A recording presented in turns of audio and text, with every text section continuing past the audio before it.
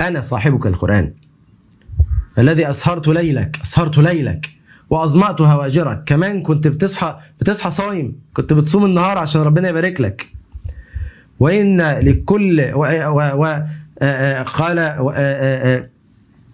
فقال وإني لك من وراء كل تجارة. فيعطى الملك بيمينه والخلد بشماله، ملك وخلد. ويكسى والداه حلتان لا تقوم لهما الدنيا، ويوضع على رأسه تاج الوقار.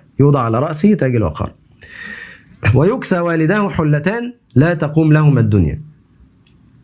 أبوه وأمه في حتة تانية، مرة واحدة يلاقوا نفسهم لابسين كده. إيه ده؟ إيه اللي جابنا هنا؟ إيه الجمال ده؟ إحنا لابسين كده ليه؟ يقال بأخذ ولدكم القرآن. معاك هدية جميلة تقدمها لوالدك والديك حتى لو ماتوا، عايز أنا برهم بعد موتهم.